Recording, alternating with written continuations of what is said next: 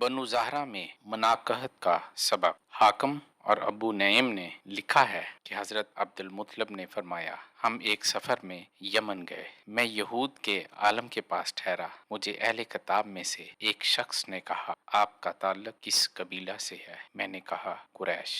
इसने कहा, मैं आपके कुछ आज़ा देख लूं? मैंने कहा, हाँ, शर्मगाह के अलावा। इसने मेरी नाक के एक तरफ फिर दूसरी तरफ देखा। इसने कहा, मैं गवाही देता हूँ कि आपकी नाक के एक तरफ सल्तनत और दूसरी तरफ नबूवत है। हम सब बनु ज़हरा में पाते हैं, क्या जानते हो कैसे? मैंने कहा, नहीं। इसने कहा, बनु ज़हरा में तुम्हारी बीवी है? मैंने कहा, नहीं। इसने कहा, वापस जाकर बनु ज़हरा में निकाह कर लो। मसऊद बिन मुखर्रमा और अबू जाफर मोहम्मद बिन अली बिन हुसैन रज़ियल्लाहु ताला अन्हु कहते हैं कि हज़रत आमना बिनते वहब बिन अब्द मनाफ बिन ज़हरा बिन कलाब अपने चचा वहेब बिन अब्द मनाफ बिन ज़हरा की तरबियत में थी।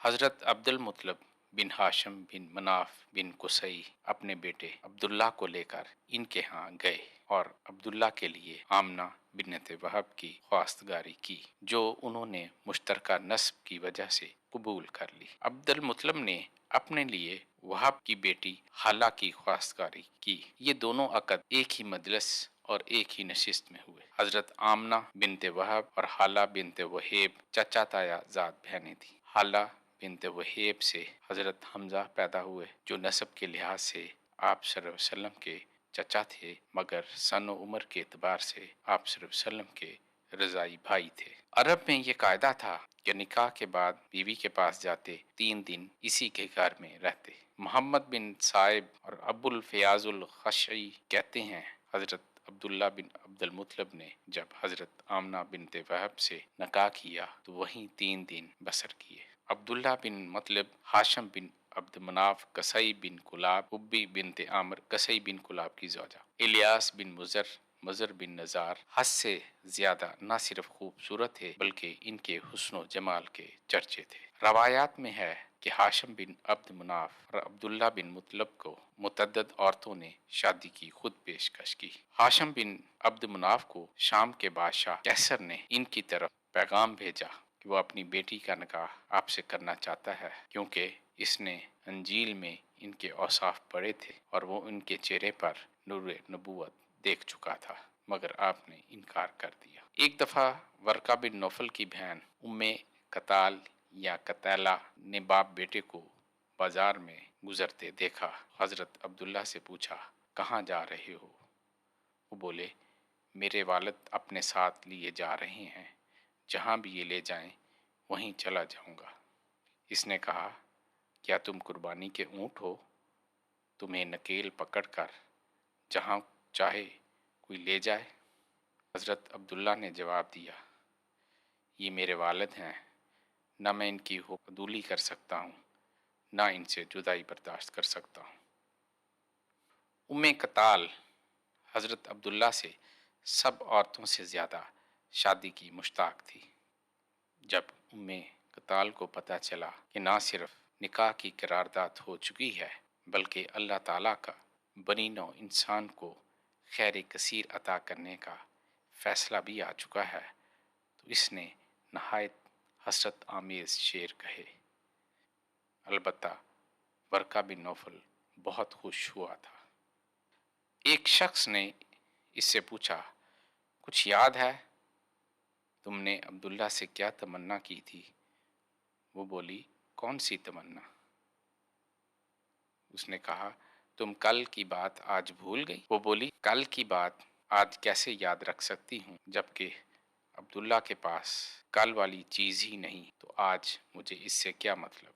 एक और रवायत में है, हज़रत अब्दुल्ला ने उम्मे कताल से पूछा कि वो अपनी साबका पेशकश पर कायम है, तो उसने जवाब दिया, नहीं, तू यहाँ गुजरा था, तेरे चेहरे में एक नूर चमक रहा था, अब वापस आया है तो वो नूर नदारत है।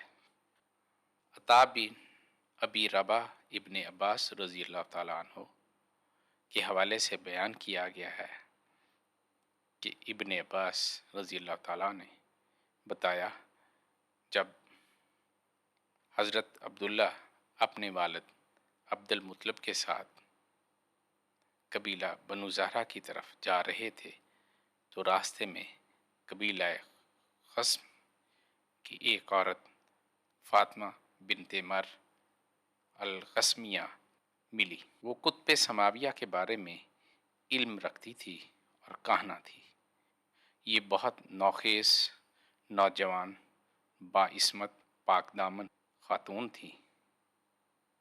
نوجوانان قریش میں اس کے بہت چرچے تھے۔ اس نے حضرت عبداللہ کے چہرے پر نور نبوت دیکھ کر شادی کی پیشکش کی اور ساتھ ہی 100 اونٹ دینے کا کہا۔ حضرت عبداللہ نے 2 شعر جواب میں پڑھے اور آگے بڑھ گئے۔ کچھ دنوں بعد فاطمہ بنت مر سے ملاقات ہوئی تو حضرت عبداللہ نے اب کے مرتبہ وہ توجہ نہ دیکھی جو پہلی بار دیکھی تھی۔ پوچھا، جو تو نے مجھ سے کہا تھا کیا آپ اس پر راضی ہے؟ فاطمہ نے جواب دیا، قد کانا ذاک مرۃ فالیوم لا۔ وہ ایک مرتبہ کی بات تھی، اب کی نہیں۔ یہ فقرہ اس وقت سے ضرب المثل مشہور ہو گیا۔ اس نے پوچھا، تو نے کیا کیا؟ جواب دیا، میرا نکاح آمنہ بنت وہب سے ہو گیا ہے۔ اس نے کہا، خدا کی قسم، میں ایسی عورت نہیں جس کے چال چلن میں شک و شبہ کی گنجائش ہو۔